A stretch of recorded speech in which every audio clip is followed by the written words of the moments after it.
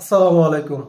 আরিফুল ইসলাম নামে আমার এক প্রবাসী ভাই ভিডিওতে কমেন্টস করছেন এরকম ভাবে, আপনার ওয়ান ব্যাংকে একটা ডিপিএস করা আছে, আপনি বর্তমানে প্রবাসী আছেন, আপনার ব্যাংকে একটা এফডিআরও করা আছে, আপনি এফডিআর থেকে রিকোয়েস্ট একটা লোন নিয়েছিলেন, এখন আপনি চাচ্ছেন আপনার ডিপিএসটা ক্লোজ করে লোক পাঠাতেন ব্যাংকে, লোক পাঠাইয়া ডিপিএসটা ক্লোজ করার মাধ্যমে আপনার লোনের টাকাটা পরিশোধ করার জন্য।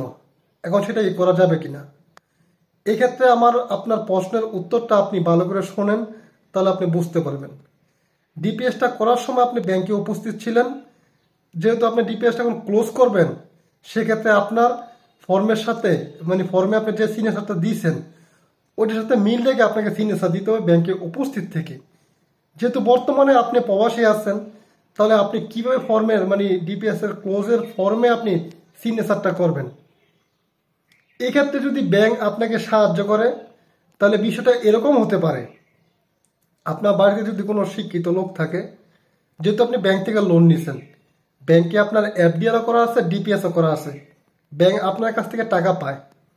এখন ব্যাংক যদি সামনে এগিয়ে আসে, তাহলে বিষয়টা অতি সহজে সমাধান হতে পারে। আপনার বাড়িতে যদি কোনো শিক্ষিত লোক থাকে, আপনি এই শিক্ষিত লোকটাকে বুঝিয়ে বলবেন যে আপনি ডিপিএসটা ক্লোজ করতে চাচ্ছেন, ব্যাংককে এটা গিয়ে সুন্দরভাবে বোঝায় গুছাইয়া ব্যাংক কর্মকর্তাদেরকে বলার জন্য। যদি ব্যাংক কর্মকর্তারা মানে, তাহলে বিষয়টা এরকম হতে পারে, ব্যাংকের যে ডিপিএস ক্লোজের যে ফর্মটা আছে ওইটা মেল করে আপনার কাছে পাঠাতে পারে, পিডিএফ করে।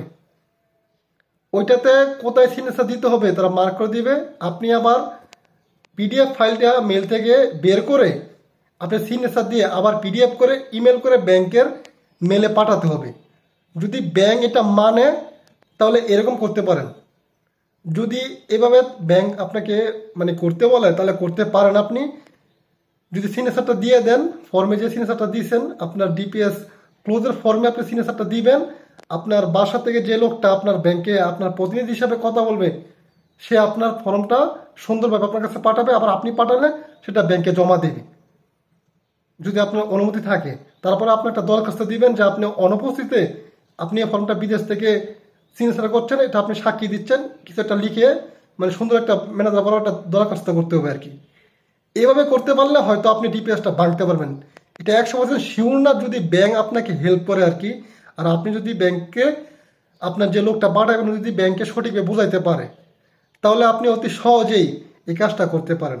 আর সেক্ষেত্রে যেহেতু আপনি ব্যাংকে এফডিআর করা আছে, আপনার ব্যাংকে এফডিআর টাকাও আছে, আবার ডিপিএস করা আছে, ব্যাংক আপনাকে সহজ একটা সমাধান দিবে। আশা করি আপনি বুঝতে পারছেন যে কোন পর্যায়ে গেলে আপনি আপনার এই সমস্যা থেকে উদ্ধার হতে পারবেন। আশা করি যারা এই সমস্যায় ভুগছেন আপনার সকলেই উপকার হবে আমার এই ভিডিও দেখলে।